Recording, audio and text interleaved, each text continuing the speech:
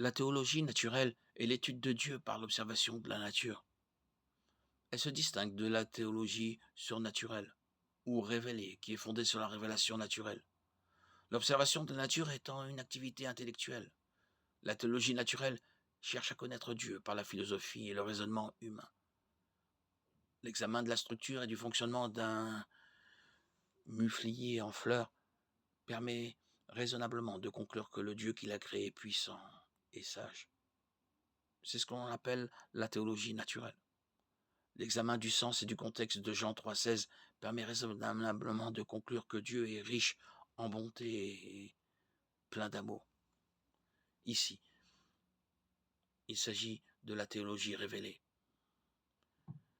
La division entre théologie naturelle et révélée tire ses racines des écrits du théologien catholique Thomas d'Aquin, 1224-1274, lequel a cherché à appliquer la logique aristotélicienne à la fois chrétienne en mettant l'accent sur la capacité de l'homme à comprendre certaines vérités relatives à Dieu à partir de la seule observation de la nature.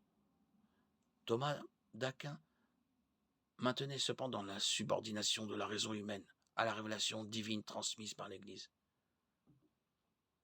Il faisait une distinction claire entre les vérités accessibles à la raison naturelle et les fondements doctrinaux. Il appelait les vérités connaissables naturellement des vérités préliminaires. La raison peut mener à la foi, mais pas la remplacer. Des théologiens plus tardifs ont repris et développé la pensée thomiste, parmi les autres auteurs qui ont beaucoup écrit sur la théologie naturelle. Au fil des années, la foi chrétienne s'est réduite à une philosophie rationnelle, dont la dimension miraculeuse était minimisée.